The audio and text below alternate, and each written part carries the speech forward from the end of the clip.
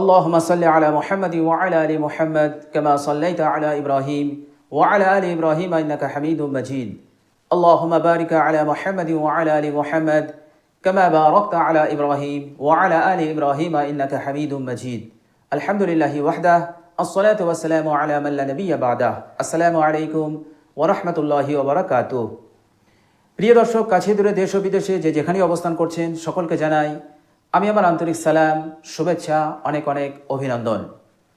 প্রিয় দর্শক, সুস্থতা আর অসুস্থতা দুটোই হচ্ছে আল্লাহ সুবহানাহু ওয়া তাআলার বড় নিয়ামত।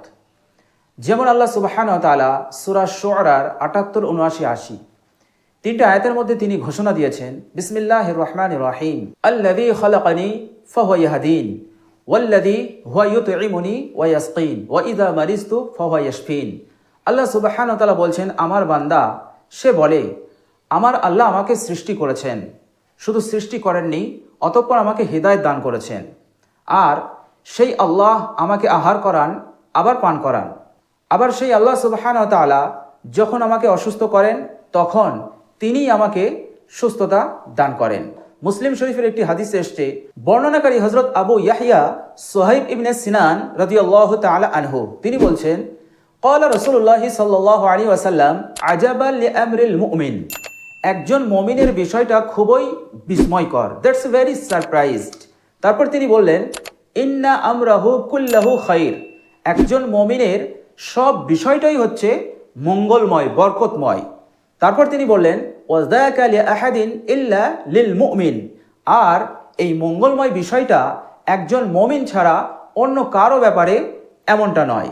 মঙ্গলময় বিষয়টা কি? বিশ্বনবী সাল্লাল্লাহু আলাইহি ওয়াসাল্লাম বললেন, ইন আসাবাতুহু সাররাহু শাকারা ফাকানা খায়রাল্লাহ, একজন মুমিন যখন সুস্থ থাকে, ভালো থাকে, খুশিতে থাকে, তখন সে আল্লাহ সুবহানাহু ওয়া তাআলার বেশি বেশি শুকরিয়া আদায় করে, বেশি বেশি ইবাদত করে, যেটা আল্লাহ সুবহানাহু ওয়া তাআলা খুব পছন্দ করেন। তো এই বিষয়টা একজন মুমিনের জন্য মঙ্গল বয়ে নিয়ে আসে। তারপর বিশ্বনবী সাল্লাল্লাহু আলাইহি সাল্লাম বললেন, ইন আসাবাতুহু যাররাহু সাবারা ফাকানা খায়রাল্লাহ, আর একজন মুমিন যখন অসুস্থ থাকে, মুসিবতের মধ্যে থাকে, তখন সে ধৈর্য ধারণ করে, আর ধৈর্য ধারণ এটা একজন মুমিনের জন্য মঙ্গলময় বা মঙ্গলজনক। কেননা আল্লাহ সুবহানাহু ওয়া তাআলা বলেছেন, ইন্নাল্লাহা মা'আস সাবিরিন, নিশ্চয়ই আল্লাহ সুবহানাহু ওয়া তাআলা ধৈর্য ধারণকারীদের সঙ্গে আছেন। তো একজন মুমিন যখন অসুস্থ থাকে সে ধৈর্য ধারণ করে এবং আল্লাহ সুবহানাহু ওয়া তাআলার কাছে দোয়ার মাধ্যমে, আমলের মাধ্যমে সুস্থতা কামনা করতে থাকে। আর যতদিন সে অসুস্থ থাকে আল্লাহ সুবহানাহু ওয়া তাআলা তার গুনাহসমূহকে ক্ষমা করে দেন এবং তার ইহকাল এবং পরকালে তার মর্যাদা, তার সম্মানকে বৃদ্ধি করে দেন। তো প্রিয় দর্শক, আজকের ভিডিওতে বিশ্বনবী সাল্লাল্লাহু আলাইহি সাল্লামের দুটো আমলের কথা বলবো, যে দুটো আমল করে আমরা আল্লাহ সুবহানাহু ওয়া তাআলার কাছ থেকে সুস্থতা লাভ করতে পারি। প্রিয় দর্শক, রোগ ব্যাধি ছোট হোক আর বড় হোক আর দুরারোগ্য হোক, সব ধরনের ব্যাধি থেকে, সব ধরনের রোগ হতে আপনি এই আমলটা করে মুক্তি লাভ করতে পারেন, আল্লাহ সুবহানাহু ওয়া তাআলার কাছ থেকে সুস্থতা লাভ করতে পারেন। প্রিয় দর্শক, বুখারী এবং মুসলিম শরীফের হাদিস, বর্ণনাকারী হযরত আয়েশা রাদিয়াল্লাহু তাআলা আনহা, তিনি বলছেন, আন আয়েশাতা রাদিয়াল্লাহু তাআলা আনহা ক্বালাত কানা রাসূলুল্লাহ সাল্লাল্লাহু আলাইহি ওয়াসাল্লাম ইযা ইশতাকা ইনসানুন মাসাহাহু বিয়ামিনিহি। বিশ্বনবী সাল্লাল্লাহু আলাইহি সাল্লামের কাছে মা আয়েশা রাদিয়াল্লাহু তাআলা আনহা বলছেন, বিশ্বনবী সাল্লাল্লাহু আলাইহি সাল্লামের কাছে যখন কোনো অসুস্থ ব্যক্তি আসতেন, তো বিশ্বনবী সাল্লাল্লাহু আলাইহি সাল্লাম কি করতেন? তার মাথায় হাত বোলাতেন, সুম্মা ক্বাল, অতঃপর তিনি একটি দোয়া পাঠ করতেন। প্রিয় দর্শক, এই দোয়াটা এবার মনোযোগ দিয়ে শুনুন। প্রিয় দর্শক, দোয়াটি বলার আগে দোয়াটির বাংলা অনুবাদ আমি আপনাদেরকে বলে দেই, কারণ দোয়াটির বাংলা অনুবাদ যদি প্রথমে জেনে আপনি ওই দোয়াটি পড়েন, তাহলে ওই দোয়াটি পড়তে আপনার ইন্টারেস্ট আসবে, আপনার স্বাদ আসবে, আন্তরিকতা বাড়বে। যেমন উদাহরণস্বরূপ আমি আপনাদেরকে বলি, যদি আপনি তাজমহল দেখতে যান, তো তাজমহলের ইতিহাস না জেনে যদি আপনি তাজমহল দেখতে যান, তাহলে ওই দেখাতে যতটা স্বাদ পাবেন তার চাইতে বেশি স্বাদ পাবেন যদি সেই তাজমহলের ইতিহাসটা জানা থাকে। তাজমহলের ইতিহাস জেনে যদি আপনি তাজমহল দেখতে যান, তাহলে ওই দেখাটা বেশি ইন্টারেস্টিং হয়। তদ্রূপ আপনি যদি দোয়ার বাংলা অনুবাদটা আগে জেনে তারপরে দোয়াটা পড়েন, আরবি দোয়াটা, তাহলে সেই দোয়া পড়াতে আপনার স্বাদ, আপনার ইন্টারেস্ট অনেক বেড়ে যাবে, আপনার আন্তরিকতা অনেক বেড়ে যাবে। সুতরাং প্রথমে আমরা এর বাংলা অনুবাদটা জানি।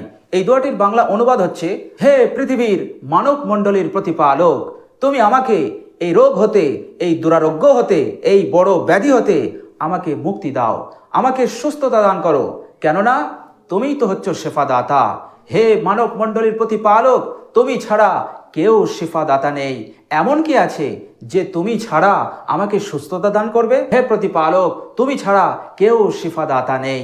এটা হচ্ছে এই দোয়াটার বাংলা অনুবাদ। এবার দোয়াটা শুনুন। আল্লাহর নবী সাল্লাল্লাহু আলাইহি সাল্লাম ওই অসুস্থ ব্যক্তিকে কি দোয়া দিতেন? তিনি বলতেন, আযহিবিল বাসা রাব্বান নাস ওয়াশফি আনতা শাফি লা শিফাআ ইল্লা শিফাউক শিফাআ লা ইউগাদিরু সাকামা। তো প্রিয় দর্শক, এটা হচ্ছে দোয়া।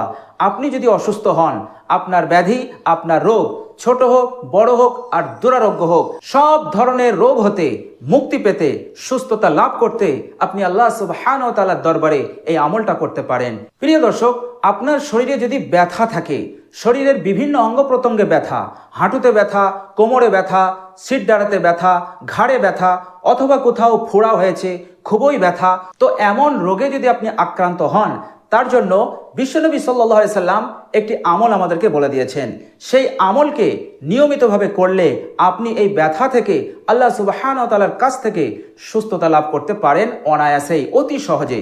তো প্রিয় দর্শক, চলুন আমরা সেই আমলটা জেনে নেই। প্রিয় দর্শক, বুখারী এবং মুসলিম শরীফের হাদিস, বর্ণনাকারী হযরত আয়েশা রাদিয়াল্লাহু তাআলা আনহা, তিনি বলছেন, আন আয়েশা রাদিয়াল্লাহু তাআলা আনহা ক্বালাত কানা ইযা ইশতাকাল ইনসানু শাইআ মিনহু আও কানাত বিহি কুরহাতুন আও জুরহুন।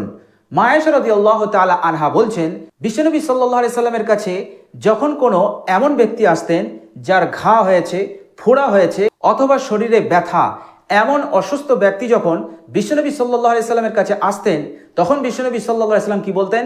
ক্বালা নবী সাল্লাল্লাহু আলাইহি ওয়াসাল্লাম বিইসবাইহি। বিশ্বনবী সাল্লাল্লাহু আলাইহি ওয়াসাল্লাম তখন আঙুল দিয়ে ইশারা করতেন। কোথায়?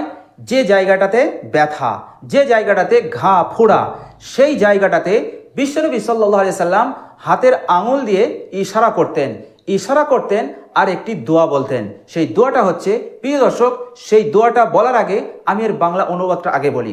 ওই দোয়ার মাধ্যমে বিশ্বনবী সাল্লাল্লাহু আলাইহি সাল্লাম বলতেন, আমি আল্লাহ সুবহানাহু ওয়া তাআলার নামে বরকত হাসিল করছি। এই পৃথিবীর মাটি মানুষের থুতুর সঙ্গে সংযুক্ত আছে, মিলিত আছে, যাতে করে আল্লাহ সুবহানাহু ওয়া তাআলার হুকুমে সুস্থতা লাভ করা যায়। এটা হচ্ছে দোয়াটার বাংলা অনুবাদ। প্রিয় দর্শক, এবার আমরা আরবি দোয়াটা শিখি। বিসমিল্লাহি তুরবাতু আরজিনা বিরিকাতি বাজিনা লিয়ুশফা বিইذনি রাব্বিনা। এই ছোট্ট দোয়া, এই ছোট্ট দোয়ার মাধ্যমে আপনি আপনার শরীর থেকে ব্যথা, ফোড়ার যে ব্যথা হয়, ঘায়ের যে ব্যথা হয়, শরীরের সব ধরনের ব্যথাকে আপনি দূরীভূত করে আল্লাহ সুবহানাহু ওয়া তাআলার কাছ থেকে সুস্থতা লাভ করতে পারেন অতি সহজে। তো প্রিয় দর্শক, এই দুটো দোয়ার মাধ্যমে আপনি আপনার অসুস্থতা, রোগ ব্যাধি হতে আল্লাহ সুবহানাহু ওয়া তাআলার কাছ থেকে সুস্থতা লাভ করতে পারেন।